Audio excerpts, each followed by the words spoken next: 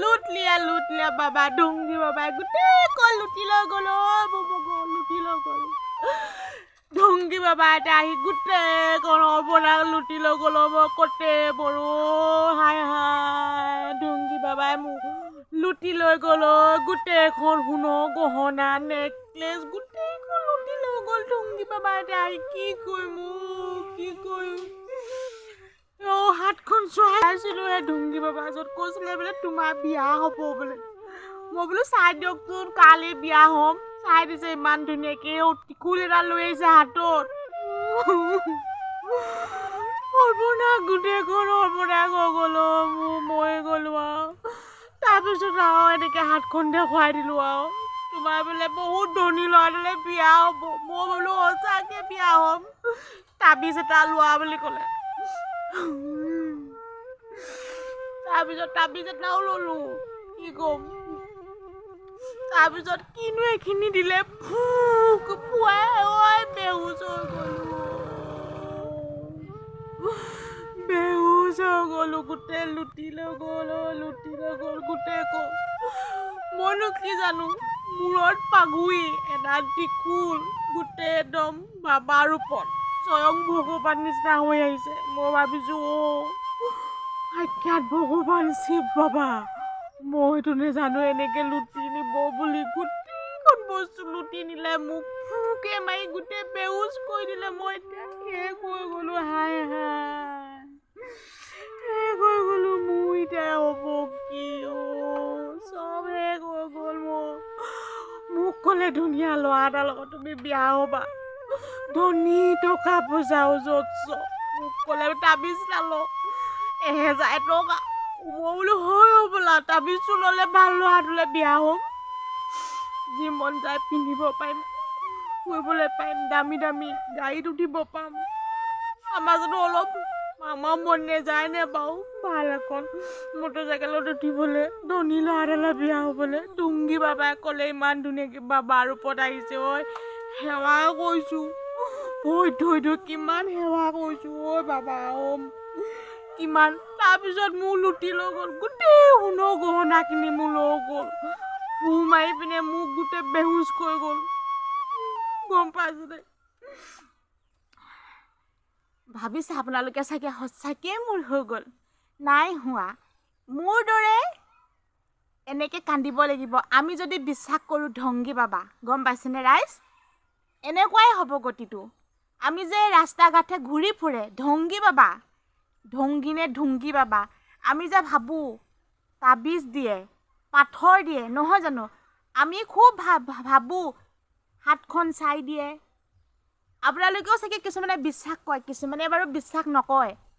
আপোনালোকে ভাবিছে চাগে মোৰ লগতে এনেকুৱা হৈ গ'ল নাই হোৱা এইটো মই আপোনালোকক দেখুৱাইছিলোঁ এনেকুৱা যাতে হ'লে আমি এনেকৈয়ে মৰিব লাগিব নহয় জানো আপোনালোকে শুনিছে এতিয়া দোকানত CCTVত কেমেৰাত বন্দী হৈ গ'ল এজনক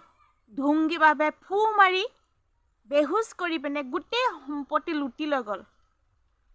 এই হিন্দী ভাষী ঢংগি বাবা যিবিলাক মন্দিৰত থকা বাবাবিলাকক কোৱা নাই সকলো বাবা নহ'ব পাৰে কিন্তু এছাম ৰাস্তা ঘাটে যে ঘূৰি ফুৰা বাবাসকল থাকে টিখুল লৈ গাত যেনেকৈ ভস্ম ধূলা লৈ থকা নিচিনা বাবা এছাম আছে আমি খুব বিশ্বাস কৰোঁ আমি সৰ্বসাধাৰণে আমি একেবাৰে অকৰা জ্বলা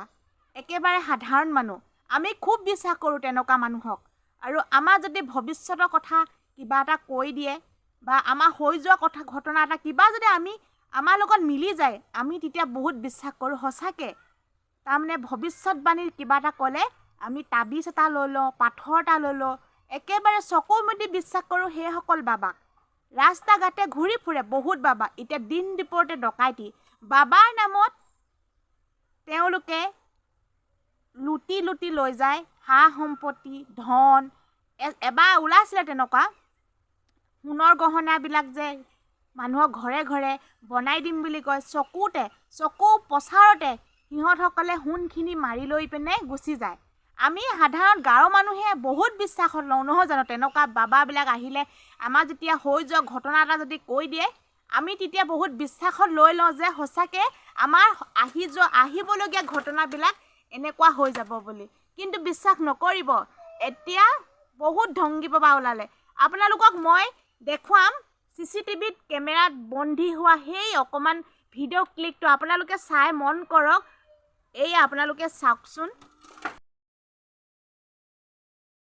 এয়া চাওক, ঢংগী বাবাই CC কেমেৰাত বন্দী হৈ গ'ল। বেচেৰা বাবাইটো গমেই নাপাইছিল CC কেমেৰাত বন্দী হোৱা বুলি। বহিৰাজ্যৰ পৰা আহিছিল ধন লুটিবলৈ, টকা।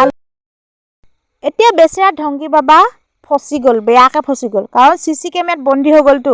আৰু মই আপোনালোকক ভইচটো দিব নোৱাৰিলোঁ, কাৰণ তাত বেকগ্ৰাউণ্ড মিউজিক আছিল, সেইটো কাৰণে মোক কপিৰাইট ক্লেইম লাগি যাব, সেইটো কাৰণে দিব নোৱাৰিলোঁ। চাওক চাওক চাওক, বাবাৰ কি মহিমা, একেবাৰে একদম শিৱ বাবা হৈ আহিছিল ৰূপত,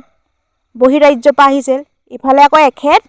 একেবাৰে CC কেমেৰাত বন্দী হৈ আছে। আৰু তাত থকা যোনজন দোকানী আছিল, ফু মাৰি বেহুচ কৰি থৈ গৈছিল। চাওক, একেবাৰে CC কেমেৰাত গোটেইটো বেচেৰাটো বন্দী হৈ আছে। আৰু দেখিলে আপোনালোকে, ভালকৈ চাওক, এয়া চাওক, ঢংগী বাবা বৰ্তমান কেমেৰাত বন্দী। এই ঘটনাটো হৈছে গৌৰীপুৰৰ চোৰাংগী মূৰত। আপোনালোকে নিশ্চয় দেখিলে, হিন্দীভাষী লোকসকলে আহি, বহিৰাজ্যৰ পৰা আহি আমাৰ অসমত অকৰা অজলা মানুহবিলাকক কেনেকৈ লুটি পুতি ধনবিলাক খাই লৈ গ'ল, দিন ডকাইতি কৰি। শিৱ বাবা ৰূপ লৈ মই বাবা, গোটেই চুলিত জতা লগা নিচিনাকৈ মূৰটো বান্ধি ল'ব আৰু ত্ৰিশূল এপাত ল'ব। আমি ভাবোঁ আমি কাৰণ ভগৱানক বহুত বিশ্বাস কৰোঁ, ভক্তি কৰোঁ, আৰু ভগৱান আহিছে বুলি আমি কিমান ধুনীয়াকৈ ভগৱানৰ নাম বাবা হৈ আহিছে বুলি আমি সেৱা কৰোঁ, শুশ্ৰূষা কৰোঁ, নহয় জানো? সেই নামতে আমাক লুটি পুতি লৈ যায় বহিৰাজ্যত থকা ঢংগী বাবাসকলে, হিন্দীভাষী লোকসকলে। আমাৰ অসমীয়াতে যাওকচোন, তেনেকুৱা কৰি মানুহক ধন লুটিবলৈ মাৰিয়ে পেলাব। আমাৰ ৰাস্তা ঘাটে আহি বহুত আহে চোৱা চিতা কৰিবলৈ, আৰু বহুত লোক আহে। আমি অসমীয়াখিনিয়ে বহুত মানে ঢকা খায় আৰু বহুত লুটি লৈ যায় আমাৰ অসমীয়া মানুহৰ পৰা, কাৰণ অসমীয়া মানুহখিনি বোলে বহুত অকৰা অজলা, বহুত মৰমীয়াল আৰু বহুত দয়ালু বুলি কয় আমাৰ অসমীয়াখিনি। কাৰণ কোনোবাই যদি মানে অকণমান কান্দি কুটি কথা কৈ দিয়ে, হৈ গ'ল আৰু, মানে দয়া উপজি গ'ল আৰু, নহয় জানো? আৰু এইখিনিয়ে ক'লোঁ, আপোনালোকে কেতিয়াও বিশ্বাস নকৰিব, সাৱধান, মৰণ নাই। আপোনালোকে সাৱধানতা থাকক। আৰু তেনেকুৱা মানে কোনোবা যদি বাবা আহে, ঢংগী বাবা আহে, আপোনালোকে কেতিয়াও বিশ্বাস নকৰিব আৰু কেতিয়াও ভুল নাযাব। আপোনালোকক কোনোবা চোৱা চিতা কৰিবলৈ আহিলেও ভৱিষ্যতৰ কথা যদি আপোনালোকক কিবা হ'ব বুলি, অঘটন কিবা কিবি হ'ব বুলি ক'লেও বিশ্বাস নকৰিব। আৰু হৈ যোৱা ঘটনা গম পায়, কাৰণ যিবিলাক মনোবিজ্ঞানী পঢ়া লোকসকলে হৈ যোৱা ঘটনাটো ক'ব পাৰে। আমাৰ জীৱনত যদি হৈ যোৱা ঘটনা কিছুমান থাকে, আমি যদি কৈ দিয়ে, আমি বহুত বিশ্বাসত লৈ লওঁ যে হৈ যোৱা ঘটনাটো কৈ দিলে আৰু ভৱিষ্যতৰ কথা যদি এইটো হ'ব আপোনালোকে তাবিজ ল'ব লাগিব, পাথৰ ল'ব লাগিব, নহ'লে আপোনালোকৰ বিপদ আহিব, এনেকৈ ক'লে আমাৰ বহুত ভয় লাগি যায়। সেইটো কাৰণে আমি ল'বলৈ বাধ্য হৈ যাওঁ আৰু ক'ব দৰ্জাৰ মুখত এনেকৈ কিবা কিবি দিব, আহিবলৈ আপোনালোকৰ ঘৰলৈ লক্ষী আহিব, ধন টকা পইচা হ'ব, আপোনালোকে কিবা কিবি মানে নানা ৰকমৰ কথা কৈ আমাৰ মনটো ভুলাবলৈ চেষ্টা কৰে। আৰু আমাৰ অসমীয়া মানুহখিনিয়ে ভুলো খায়, কাৰণ মানে বহুত বিশ্বাস কৰে, আমাৰ মানে বহুত বিশ্বাসত লৈ লয়, কাৰণ হৈ যোৱা ঘটনাটো কথা কৈ দিয়ে ন, এনেকুৱা হৈ গ'ল, এনেকুৱাটো হৈ গ'ল, আপোনালোকৰ জীৱনলৈ এনেকুৱা আহিব, সংঘাত আহিব, বিপদ হ'ব, বিঘিনি হ'ব, সেইখিনিলে চবেই ভয় কৰে। কিন্তু আমি এইটো নাভাবোঁ যে মানে সাৱধানৰ মৰণ নাই, কৰ্মই ধৰ্ম, সেইখিনি আমি ভাবিবলৈ চেষ্টা নকৰোঁ। আৰু এইটোৱে ক'লোঁ, আপোনালোকে সাৱধান থাকক আৰু সেনেকুৱা ঢংগী বাবাৰ পৰা সাৱধান থাকক। আৰু মই প্ৰথম অৱস্থাত আপোনালোকে কান্দি কুটি এটা অভিনয় নিচিনাকৈ দেখালোঁ, কাৰণ সেনেকুৱা হ'ব অৱস্থা। আমাক যদি লুটি লৈ যায়, আমি সেনেকৈ কান্দি কান্দি মৰিব লাগিব, কাৰণ যেতিয়া